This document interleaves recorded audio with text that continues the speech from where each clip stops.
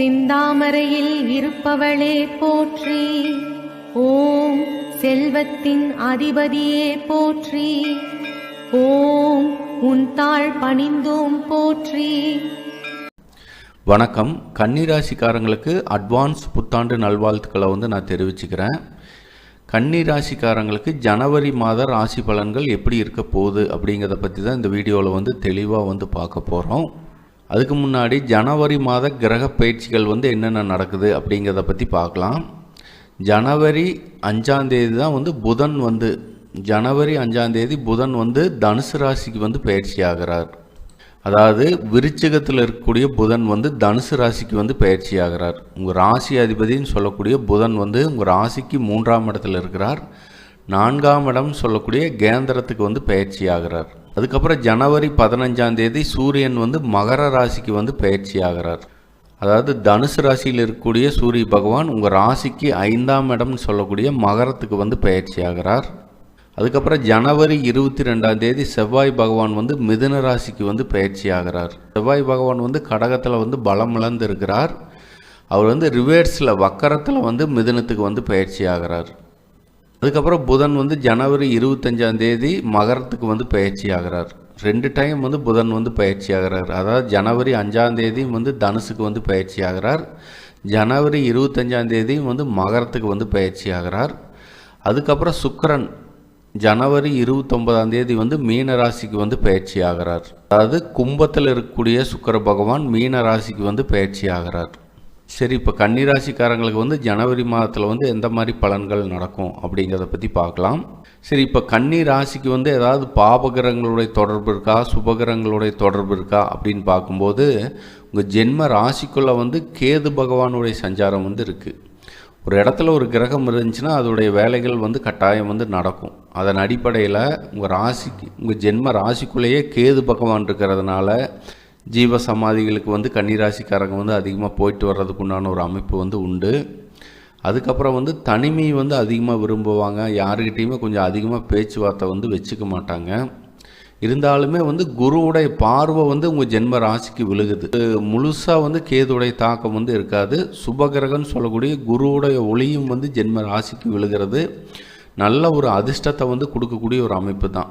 ஜென்ம ராசிக்கு குருவுடைய பார்வை விழுந்துருச்சு அப்படின்னாலே அது ஒரு பாதுகாப்பு வளையம் மாதிரி. உங்களை எந்த ஒரு பிரச்சனையிலுமே போய் நீங்கள் மாட்டிக்க மாட்டீங்க.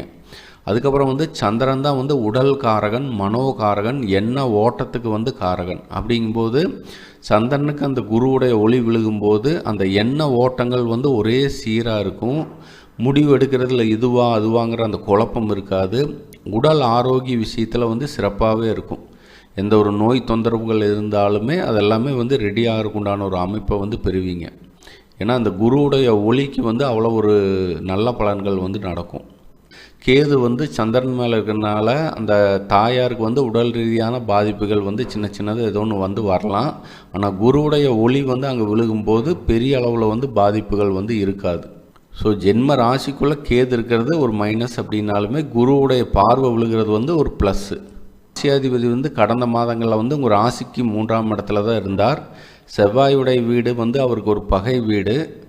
இப்போ பார்த்திங்கன்னா ஜனவரி 5ஆம் தேதி தனுசு ராசிக்கு பயிற்சி ஆகிறார். அதாவது உங்கள் ராசிக்கு 4ஆம் இடம் சொல்லக்கூடிய தனுசு ராசிக்கு பயிற்சி ஆகிறது நல்ல ஒரு அற்புதமான அமைப்பு. ராசியாதிபதி கேந்திரஸ்தானத்துக்கு போகிறது நல்ல ஒரு அதிர்ஷ்டங்களை வழங்கக்கூடிய ஒரு அமைப்பு தான். அப்போ 4ஆம் இட விஷயங்கள் எல்லாமே நல்ல முறையில் ஆக்டிவேட் ஆகும். 4ஆம் இடத்துல எந்த மாதிரி விஷயங்கள் இருக்குது அப்படின்னா வீடு, வண்டி, வாகனங்கள் சார்ந்த விஷயங்கள், தாயாரை குறிக்கக்கூடிய ஒரு ஸ்தானம். அதுக்கப்புறம் வீடு மாற்றம், வீடு நல்ல வீடாக எதிர்பார்த்துட்டு இருக்கிறவங்களுக்கு அது ஒரு நல்ல வீடு அமையும். அப்புறம் பார்த்திங்கன்னா நல்ல தசாபுத்திகள் நடந்ததுன்னா சொந்த வீடே ஒரு சில பேர்த்துக்கு அமையறக்குண்டான ஒரு அமைப்பு உண்டு.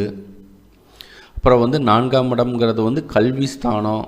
ராசிக்காரங்க படிக்கக்கூடிய மாணவர்களாக இருந்தீங்கன்னா நல்ல ஒரு மதிப்பெண்கள் எடுக்கிறது, படிக்கக்கூடிய ஒரு ஆர்வம் ஏற்படுறது, இந்த மாதிரி விஷயங்களை கொடுக்கும். உறவினர்கள் மூலிமா ஒரு நன்மையான பலன்கள் நடக்கும். 4ஆம் இடத்துக்கு உங்கள் ராசி அதிபதி போகும்போது உறவினர்கள் மூலிமா ஏதாவது ஒரு நல்ல பலன்கள் நடக்கும். ராசிக்கு தனாதிபதி பாக்கியாதிபதின்னு சொல்லக்கூடிய சுக்கிர பகவான் சனி பகவான் கூட இணையிறது ஒரு நல்ல பலன்கள் அப்படின்னாலுமே உங்கள் ராசிக்கு 6ஆம் இடத்துல இருக்கிறதுனால பொருளாதார வரவுகளில் வந்து ஏதாவது ஒரு தடைகளுக்கு பின்னாலேயே வந்து அது கிடைக்கும். ஏதாவது தடை தாமதத்துக்கு பின்னால் தான் வந்து அந்த பொருளாதாரம் வந்து உங்களுக்கு கிடைக்கும். அப்புறம் தந்தையுடைய ஆரோக்கிய விஷயத்துலேயும் கொஞ்சம் கவனம் தேவை. ஏன்னா உங்கள் ராசிக்கு 6ல் வந்து 9ஆம் அதிபதினு சொல்லக்கூடிய சுக்கிரன் வந்து உங்கள் ராசிக்கு 6ஆம் இடத்துல சனி பகவான் கூட இணைகிறதுனால தந்தையுடைய ஆரோக்கிய விஷயத்தில் வந்து கொஞ்சம் கவனம் தேவை. ராசிக்கு வந்து 3ஆம் இடம், 6ஆம் இடம், 11ஆம் இடத்துல வந்து சனி பகவான் வரும்போது நன்மையான பலன்கள் வந்து அதிகமாக நடக்கும் அப்படிங்கிறது ஜோதிட விதி.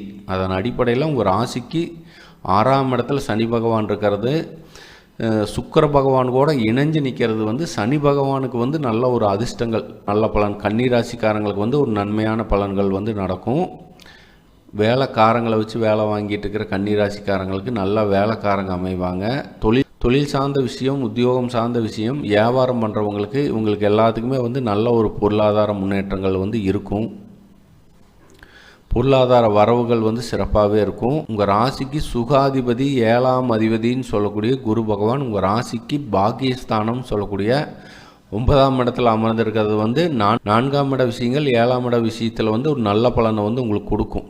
4ஆம் இடங்கிறது வீடு, வண்டி, வாகனங்கள் சார்ந்த விஷயத்தில் ஒரு நல்ல பலன்கள். 7ஆம் இடம் அப்படிங்கிறது 7ஆம் இடத்துல ராகு பகவான் இருந்து திருமண தடைகளை கொடுத்தாலுமே குரு பகவான் வந்து பாக்கியஸ்தானத்திலிருந்து ஜென்ம ராசியை பார்க்கறதுனால திருமணம் சார்ந்த விஷயத்தில் அந்த தடைகள் விலகி திருமண அமைப்புகள் வந்து கூடி வர்றதுக்கு உண்டான ஒரு அமைப்பு வந்து உண்டு. நீண்ட நாளாக வந்து வரன் பார்த்துட்டு இருக்கிற கன்னிராசிக்காரங்களுக்கு அந்த வரன் வந்து அமையறதுக்குண்டான ஒரு அமைப்பு.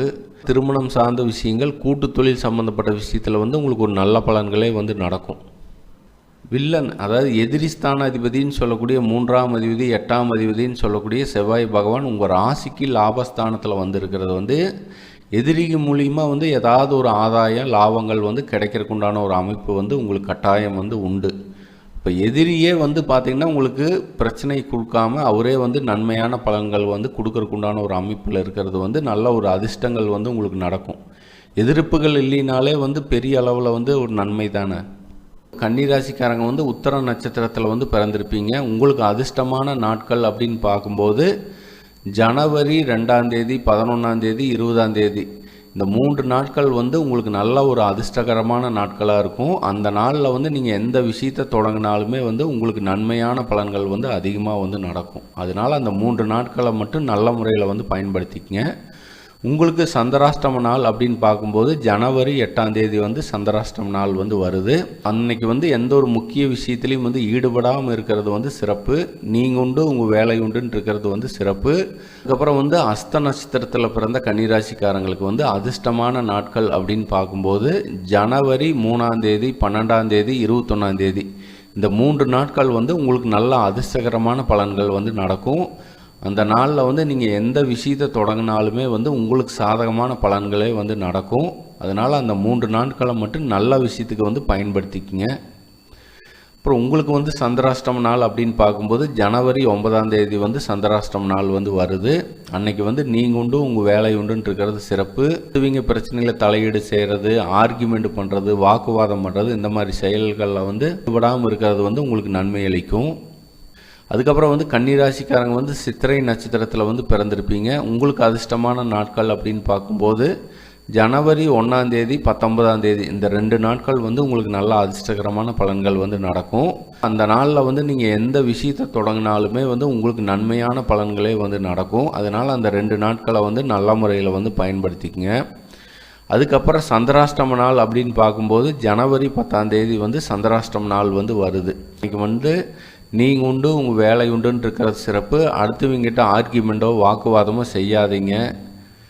அடுத்தவங்க பிரச்சனையில் வந்து தலையீடு பண்ணாமல் இருக்கிறது வந்து உங்களுக்கு நன்மை அளிக்கும். கன்னிராசிக்காரங்களுக்கு அதிர்ஷ்டமான திசைன்னு பார்க்கும்போது தெற்கு திசை வந்து அதிர்ஷ்டமான திசையாக வந்து வரும். அதிர்ஷ்டமான கலர்னு பார்க்கும்போது பச்சை கலரை வந்து அதிகமாக வந்து பயன்படுத்துங்க.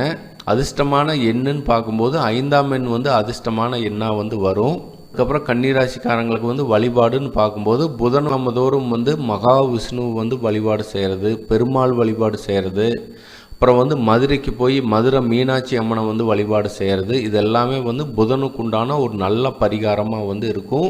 புதன் வந்து நல்ல முறையில் வந்து ஆக்டிவேட் ஆவார். அப்படிங்கும்போது புதனால் கிடைக்கக்கூடிய யோகங்கள் வந்து உங்களுக்கு பரிபூர்ணமாக கிடைக்க பெற்று நல்ல ஒரு அதிர்ஷ்டங்கள் வந்து நடக்கும். கன்னி ராசிக்காரங்களுக்கு வந்து ஜனவரி மாத கிரக நிலைகள் வந்து நல்ல ஒரு சாதகமான அமைப்பிலேயே வந்து இருக்குது. தனாதிபதி பாக்கியாதிபதினு சொல்லக்கூடிய சுக்கிரன் வந்து 6ஆம் இடத்துல சனி பகவான் கூட இணையிறது சின்ன மைனஸ் அப்படின்னாலுமே, உங்கள் ராசியாதிபதி வந்து கேந்திரத்தில் இருக்கிறதும் உங்கள் ஜென்ம ராசிக்கு வந்து குருவுடைய பார்வை விழுகிறதுனால, எதிரிஸ்தானாதிபதினு சொல்லக்கூடிய செவ்வாய் பகவான் வந்து லாபஸ்தானத்தில் இருக்கிறதுனால ஒரு 80% நன்மையான பலன்களே வந்து உங்களுக்கு நடக்கும்னு சொல்லி மீண்டும் அடுத்த ராசியான துலா ராசியில் சந்திக்கலாம் நண்பர்களே. வணக்கம், வாழ்த்துக்கள்.